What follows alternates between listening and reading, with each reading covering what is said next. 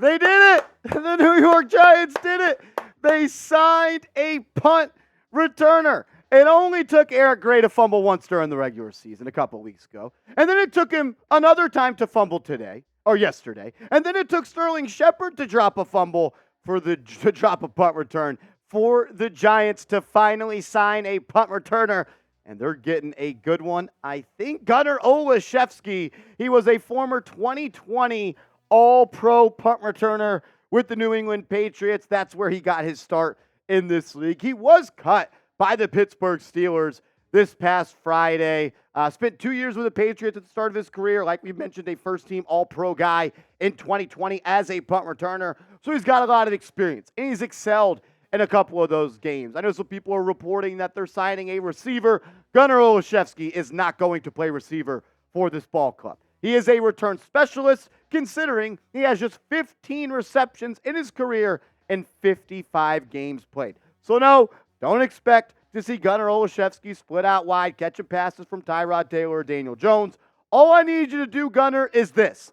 Catch the punt, and that's it. I don't need you to get yards.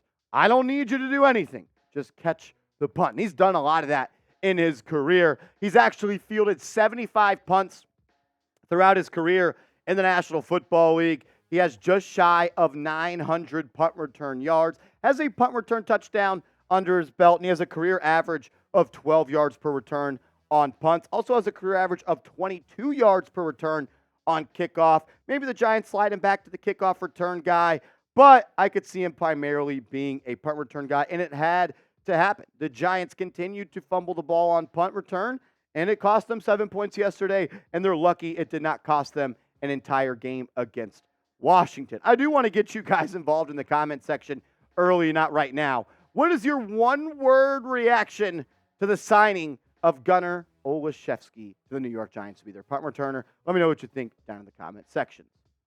Mine is finally. Finally, the Giants signed a punt returner because, golly, they need it. The special teams has been an absolute joke this year. At one point in time, Pro Football Focus had the New York Giants ranked as the 32nd ranked special teams in the NFL. There's only 32 teams. It's been bad. I'm going to be honest. Thomas McGahee, the special teams coordinator for the Giants, you're on thin ice, my man. And the fact that you put Eric Gray as the punt returner was an absolute crime. He didn't return punts in college. He looked awful during the offseason and getting ready for it. He looked awful in the preseason. And he looked awful in the regular season. He's muffed 2 of them. It's okay. He's just not a punt returner. You can't always fit a square peg into a round hole. Sometimes you are what you are. And Eric Gray is going to be a good back in this league. I think he's going to have a long career, and he's going to be a serviceable backup, maybe a spot starter for a couple of teams in his career. But he's not a punt returner. And you should have been able to find that out after you watch the guy field 20 punts, because he always looks nervous. He's not a good tracker of the ball. He catches it, I feel like, in an unsafe way. And when he does catch it, and it is a successful punt return, it still looks bad. It still looks uncoordinated.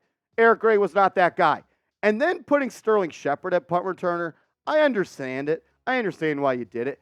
Veteran, been on the team. He's a receiver on this team, doesn't play a lot. You're trying to make the most out of his roster spot, so you put him back there.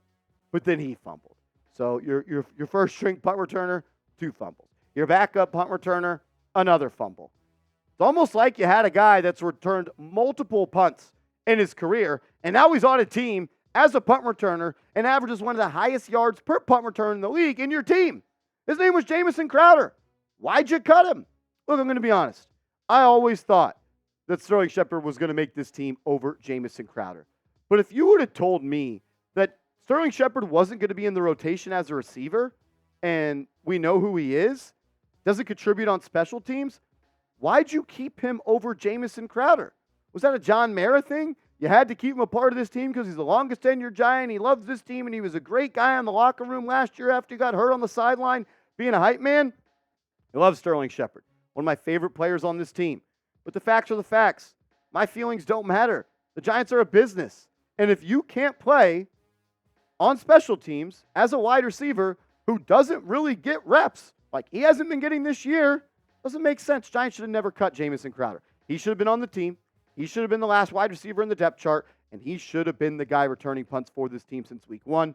It would have avoided 2 turnovers, and I wouldn't have lost years off my life because I am stressed out about this punt return team.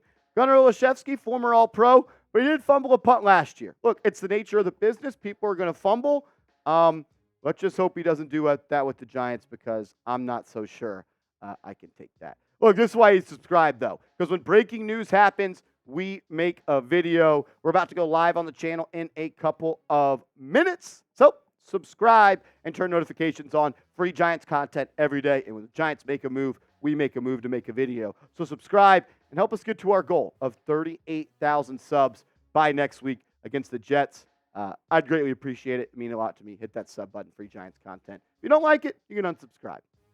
Coming up next, there's some rumors coming out from Dan Duggan of The Athletic, in my opinion, the best beat reporter for the New York Giants, on should they sign a former New York Giants running back who was once a fan favorite. There's some injuries in the running back room. We'll break that down. But first, I got to tell you guys about our proud sponsor of today's show, and that is Prize Picks. If you enjoy playing fantasy sports and you want to play daily fantasy the easiest way possible and win real-time money, go to prizepicks.com/CLNS and use that promo code CLNS, and Prize Picks is going to match your initial deposit up to $100. I'm rolling with a little 2-pick tonight, a little quarterback stats, a little Monday Night Football. I'm going with more passing yards for Kirk Cousins, and I'm going with more passing yards for Brock Purdy. All you do is select more or less on the stat that Prize Picks has allotted for each player. There's multiple stats. There's multiple sports. You can play any time of the week. Just do it at prizepicks.com/CLNS. And remember to use the promo code CLNS, and Prize Picks will match your initial deposit up to $100. Kirk Cousins, Brock Purdy, I'm going with more. You can roll with my picks. You can fade my picks. One more time, prizepicks.com/CLNS and the promo code CLNS. Got to use those 2 things. We appreciate it. Support the show. Support the sponsor. Let's close out the show talking about the Giants potentially signing a running back that was once on this team. Why? Because running back Eric Gray left the game with a calf injury. So the Giants, they got one injury in the backfield. And then Gary Brightwell, he also left the game with a hamstring injury. So Brightwell, injured. Eric Gray, injured. Saquon Barkley, injured. Saquon Barkley told the media following the game that he hyperextended his elbow early in the game and was able to stay out there. Said it did not affect his game, said it was not the reason that he lost the fumble in the fourth quarter. Said it was just, he just credited the defense, said it was their strength that got it done. So that means Matt Breida is the only healthy running back on this team. Barkley's already come back from a high ankle sprain. Probably got an elbow issue now. I don't think he's going to miss time because of that elbow issue. I can almost guarantee Saquon Barkley won't miss time. But you can't go into a week with only 2 healthy running backs. So how about you pick up the phone and you call the guy that you should have kept on the 53-man roster to start the season? What about Jashaun Corbin, former 2022 undrafted free agent out of Florida State? Look, he's on the Panthers practice squad right now. Could the Giants give him a call? I think they should. The Giants never should have cut Jashaun Corbin.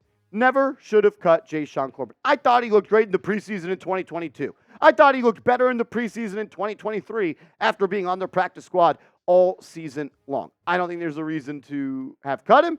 I don't think Gary Brightwell deserves to have a spot on this team over him. He was hurt all off season. He was hurt in the preseason, did not play. And I believe in football, it should come down to production. The best player should make the team. Jashaun Corbin is a better running back than Gary Brightwell. I know Brightwell gives you a little special teams versatility. Maybe Jashaun Corbin could do that. Maybe he could be your punt returner. But yeah, if I'm Joe Shane, if I'm Brian Dable, and I'm entering Sunday's game against the New York Jets with the Giants only having 2 healthy running backs, yeah, I'm going to go poach Jashaun Corbin off their practice squad and have him come up and suit up for the New York Football Giants. What do you think? Should the Giants sign Jashaun Corbin? I want to hear from you in the comment section. Type S for sign, type P for pass. I just want to say thanks for tuning in. We'll be live on the channel in a little bit. Subscribe and turn your notifications on, and let's go Big Blue.